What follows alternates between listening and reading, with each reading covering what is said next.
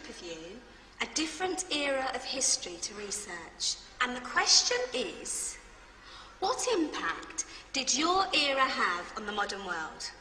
So Sarah, your group has the ancient Greeks. Ravi, you've got the Romans. And Danny's group gets, yes, a bit of a challenge for you. You get the Middle Ages. Some even call it the Dark Ages. Boring. See how you get on. Yes, miss. So, Serene, yes, you get the Renaissance.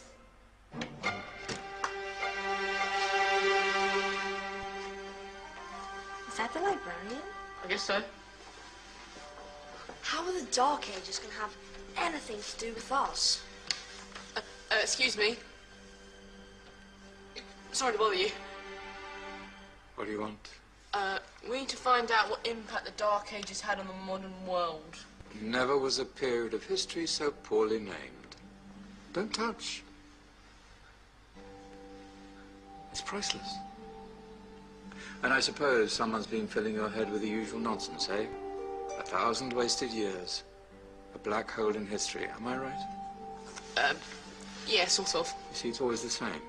You assume it was all mud, disease, death and destruction, with marauding mobs of barbarians ripping down the good of former civilizations, burning and plundering as they went. Nothing of any worth invented either, eh? Oh, no. Go on, Beatrice. Sorry to bother you. Come on, it's probably not worth it. Everyone knows that the Greeks and Romans invented everything anyway. Oh, did they now? And you're sure about that, are you? You know, I might just have something for you. You seem to be up to the task. I suppose I could. Follow me. I've got just the book for you.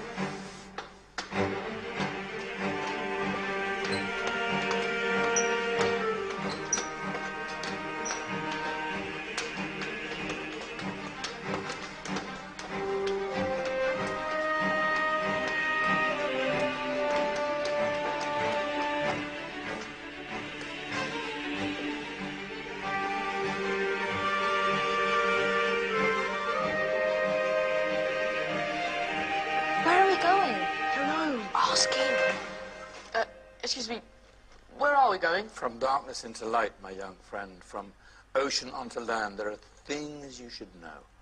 Oh, yes, indeed. Yes, indeed.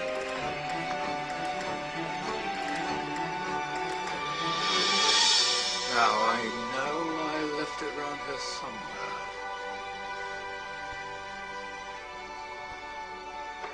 Ah! Here it is. Now, take a look.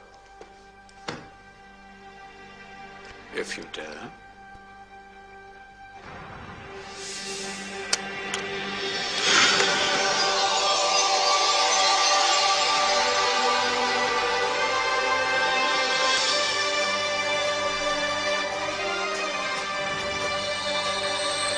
What's going on? Welcome to the Dark Ages, or as it should be known, the Golden Ages. Who are you? I am Al-Jazari, engineer and ingenious inventor. I thought you said this was the Dark Ages. It doesn't look very dark. That's because it's all a matter of perspective, my soon-to-be illuminated friend. Of course, there are parts of the world that weren't dark at all, but in a civilization that stretched from Spain to China, the golden rays of discovery and invention shone over everything. What civilization? The Muslim civilization, my young friend. Through scholars and scientists of various faiths, some of the most important discoveries known to man were made at this time. Discoveries that drew on knowledge of the ancients, but have more connections with your modern world than you could possibly ever imagine. Like what? Well, all sorts of things. I've got to get a picture of this. I knew it was a good idea. Who are you? Allow me to introduce Ibn al-Haytham, a great scientist whose ideas led to the invention of the camera. You invented the camera? I laid the foundations for modern cameras by explaining how our eyes work. I found a way of projecting an image onto another surface through a small hole in a dark room, later called camera obscura. Think of all the things that evolved from this discovery. Cameras, cinema, all share the same principle. Cool. Look out below! Who's that? That's my good friend, Abbas ibn Farnas, Who gazed up to the heavens, passionate in his belief that man could fly. Whoa. Indeed, he dared to dream about flying 1,000 years before the Wright brothers. Do you know you all take your jet-setting holidays for granted, so it only seems fair to remember Abbas ibn Farnas. stand by. I'm ready for takeoff.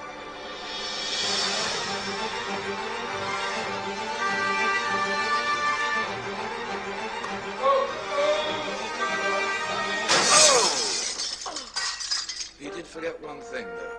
A tail, useful for landing. Is there a doctor in the house? Did someone call? Ah, my old friend, why don't you introduce yourself to my young guests? I am Abul Qasim al-Zahrawi. Many call me the father of surgery. Did you actually do surgery back then? Of course we did. In fact, many of the surgical tools that I invented are still used in your modern hospitals. Excuse me, a patient needs my attention. Scalpel? I think I may need some stitches. In that case, I'll use catgut Catgut? from the gut of animals. Perfect for stitching up internal wounds.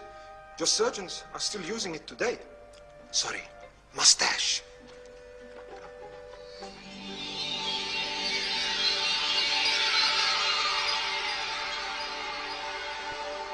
Who's she? That's Maryam al-Astrolabi, one of the many brilliant women of her time. She made sophisticated astrolabes.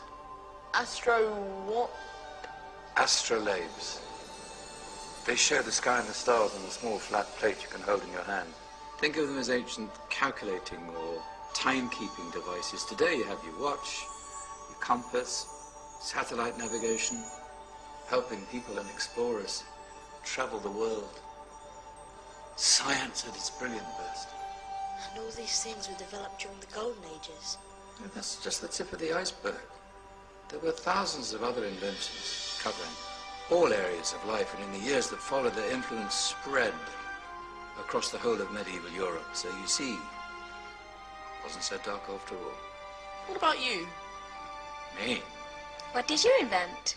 Well, I don't want to be big-headed, but I made some groundbreaking advances in engineering. I suppose my most significant discovery converted rotary motion into linear motion using a crank and connecting rod. It's essential in pumps and engines. In fact, I've no idea how the Industrial Revolution could have happened hundreds of years later without such a device. Not that I ever get the credit I deserve. But my crowning glory was my amazing time-telling machine. My legendary elephant clock.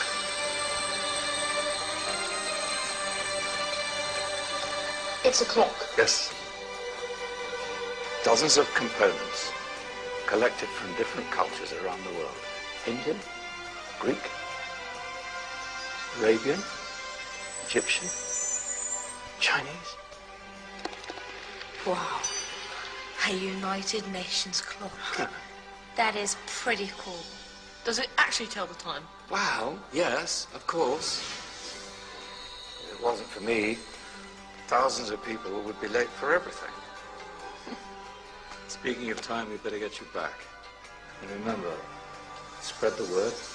This is the golden age, and I've only shown you a tiny part of this wondrous time. There are countless other scientists and inventions directly connected to your modern world. You're just going to have to find out for yourselves. Hey, wait!